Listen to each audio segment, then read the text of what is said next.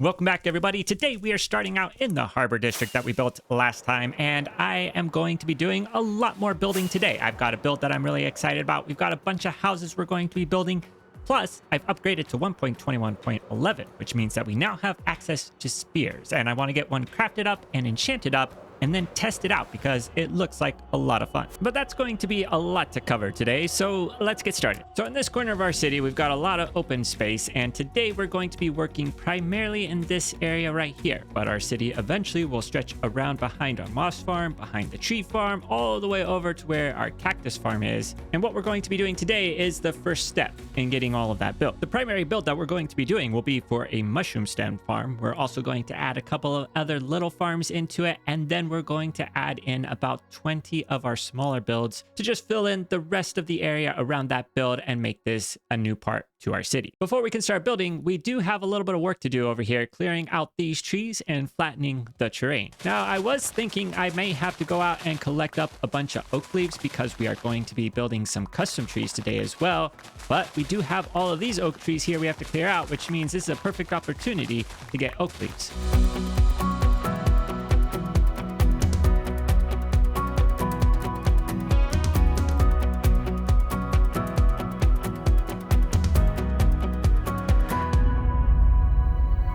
When we get to the point at which we have a city, these guys are going to make for some interesting experiences for whoever is wandering around it, because the number of times that they spawn in is just excessive. It feels like I'm always having to deal with them. But let's not focus on the negatives. Let's focus on the positives. And the positives are all of the trees have been cleared out that we are going to need cleared out for today. Obviously, the rest of this forest is going to have to go at some point, but we're not going to get to that now. Instead, we're going to be digging some dirt. So the plan is to have this extend out, and we're going to extend out these layers over into this direction. We're going to lower this area all to this level, which means that all needs to be dug out. There's also some holes that need to be filled in. We got to deal with this lava. This is my favorite part of building. Talking about it won't get it done, so let's get started.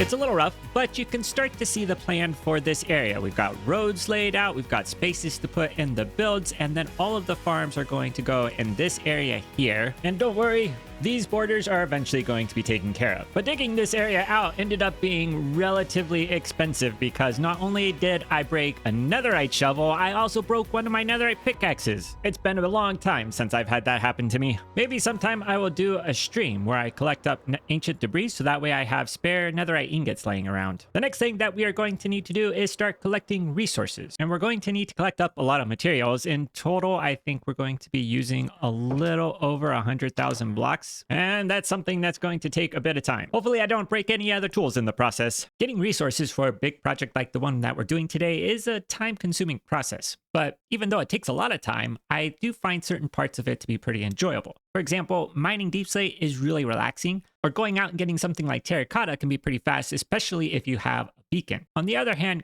collecting certain types of materials can be pretty tedious. Some might require trading with villagers, others might require getting dyes to apply to blocks or using a stone cutter or just putting a lot of different materials into a crafting bench to craft up. But the longer that I'm in this world, the more farms that I end up having. So it's getting much easier to get materials now than when I first started. I have been thinking though that I need to do something about my storage room because right now all of my chests are really spread out and I think it would be better to have a more compact design. I've also been thinking about using some automated systems in the storage room. Everything that I have right now is manually sorted and it might make sense to have some of that be automated. With the recent addition of the copper golem, we do have some interesting options available for item sorting, and it might be fun to play around with that a little bit. Whatever system I come up with, probably most of my materials will still be manually sorted. It will only be a few select items that I automatically sort out. Let's get back to what we're working on today. Fortunately, I was able to get everything collected up without breaking any more tools, which is a relief because we can't afford to be breaking tools all the time. But even though we're going to be working on the smaller builds first, you can see here we've got a lot of materials, and that just shows how many that we're going to be building. And we have so many shulker boxes that need to be moved, I can't even do them all at one time. Not that that's ever stopped me before. But now that everything is out here, organized and laid out, we're ready to get started building. So let's get going.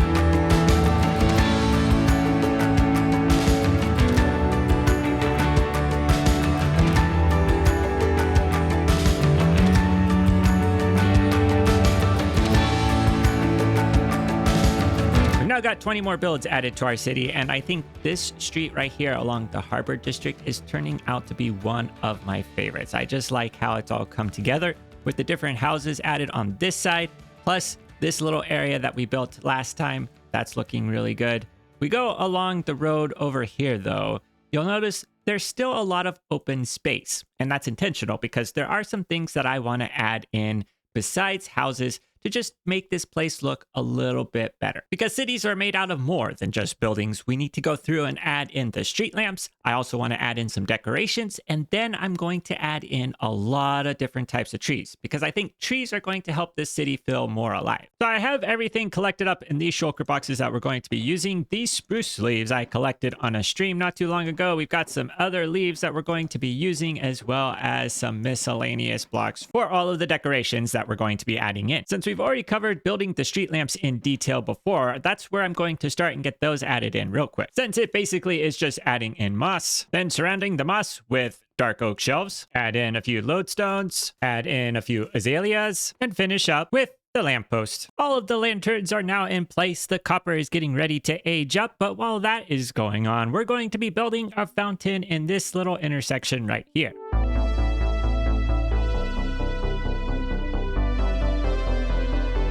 There we go, we've got a nice little fountain added in. Next up, we're going to decorate these corners around it, starting with some oak trees.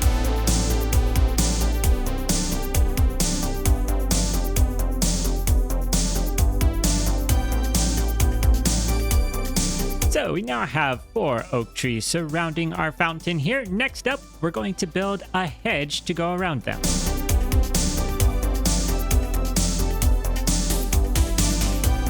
With the addition of the fountain and the hedges and the trees, I think we've just about got this intersection where we want it. But we still have more work to do. Next up, we have these smaller intersections, which I think will be perfect to add some trees to. But first, we need to fill in this area with some coarse dirt.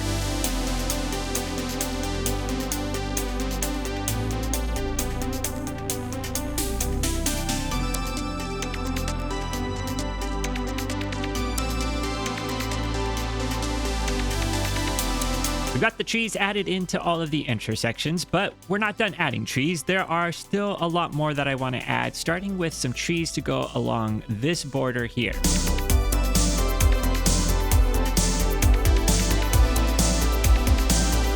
This road is feeling much better now, and I think we can move on to our next addition, which is going to go here because I want to have a staircase leading up from the road all the way to our moss farm at the top.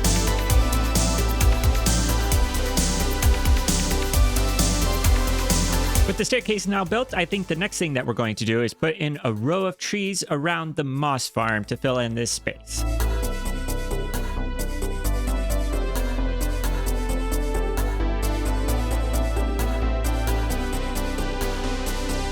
Oh, this is looking so much better with the trees added in. All right, let's keep going. Next up, we're going to add a tree into this little courtyard right here. The last thing that I want to do is add in these mangrove leaves as a hedge to go along the border of all of the roads. Now, I know I just said that the hedges would be the last thing that we do. I actually was noticing that it gets a little dark in here, and I want to go ahead and place some glow lichen just so that way we don't end up getting any creepers spawning in here. Because the last thing that we want to have happen would be a creeper explosion because a creeper sneaks out and blows something up. And I think that looks good. It's still dark enough that it feels like a dark alleyway, but not dark enough that we're going to have any mobs spawning in. Let's just also get this side. But with the decorations added in, I think this is looking so much better. It's amazing the difference a few trees will make. But now that we've got the decorations completed, I think we're going to take a break from the building and work on getting a really good spear. First up,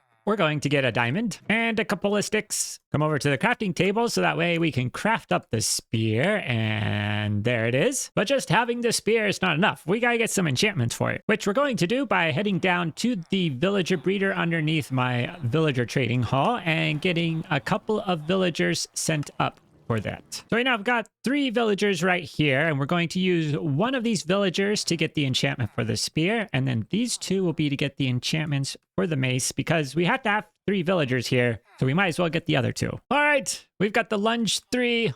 I don't have any emeralds. Let me go get those. And I'm hoping he still has it. Yes, perfect. Lunge 3.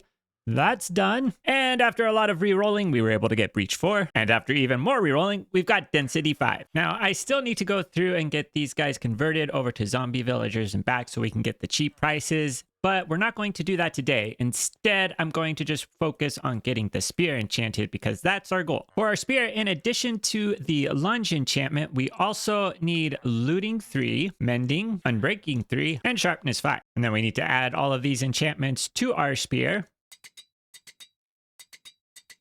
And that's looking pretty good. And then the last thing that we need to do is upgrade it to netherite. All right, let's give this a test here. We're coming in. Let's get these cows. All right, ready. And oh, there we go. Very good. Oh, we got a bunch more over here. All right, incoming and got it. All right, here's our next one. Can we do it? There we go. Oh, here's another one. Oh, ouch. Well, we got to work on the landing, but that worked out pretty well. And let's test out the lunge. Oh, wow. There we go. Well, getting that spear all set up was a lot of fun, but we need to get back to our building because we still have the main project for today left to do.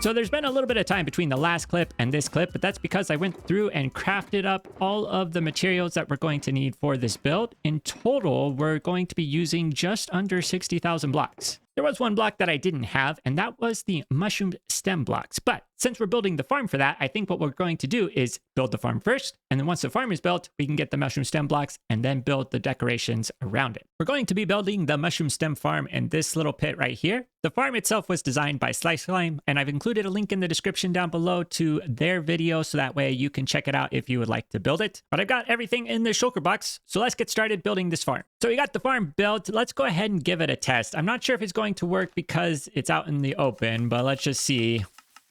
Okay, yeah, that's working. So we're just going to sit here and plant these and hopefully... Oh boy. That's not good. Okay. I think we have a problem here. And we did have a problem. I need to put a piston there. Nope, not facing down. Come on, let's get it right. There we go. Now let's give that a try. Oh, so much better. Okay. It does use a lot of bone meal, but we've got plenty of bone meal because we've got a mop farm. But now I need to sit here and go through all of these mushrooms so that way we can get enough mushroom stem blocks that we'll be able to use while decorating the farm. And after using the farm for about 15 minutes, we got all of these mushroom stem blocks. Not too bad at all. But now that we've got the mushroom stem blocks, it's time to get started with the proper building. So let's get started.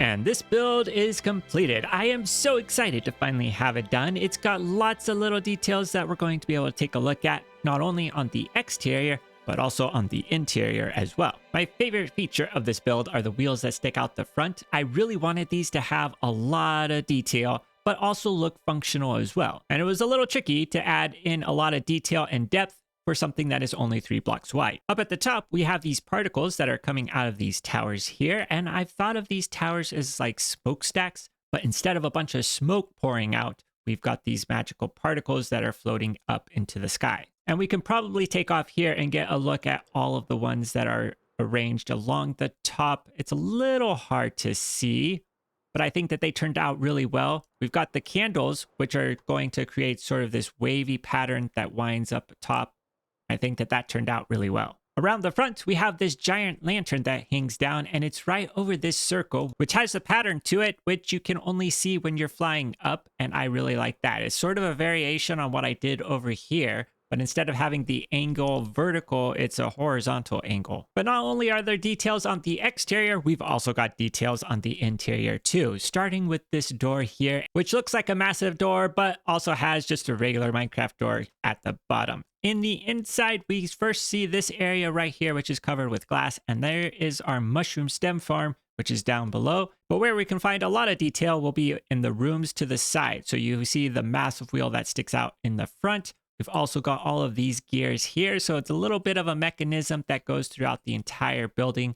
There are belts that stretch across, and then we have these walkways, which can be used to access all of the gears. But while I had intended these walkways to be purely decorative, they ended up being really useful when I was building this wheel, because I could go along here and add in all of the raw gold blocks that are in all of these shelves. And these walkways go all the way up to the top, so we can get a pretty good view of all of the gears here. And then you can see that these are actually lit up. And the way that I did that was by putting some lights under these trapdoors.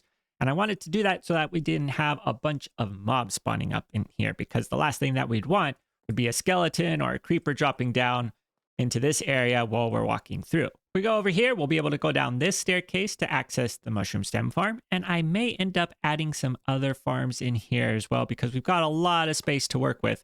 So we might as well use it. But there you go. That is the mushroom stem farm, and we're going to be able to use it to get lots of blocks if we want to be able to add them into other builds going forward. But not only have we built this farm, we've added a whole new section to the city. This has been a really productive episode. A lot has been built. I'm really happy with how this whole area is starting to come together. We've got lots of things to see, lots more that we still need to build. And I think that is where we're going to leave it for today. If you enjoyed today's episode, please leave a like. If you want to see more, please subscribe. And until next time, see you later.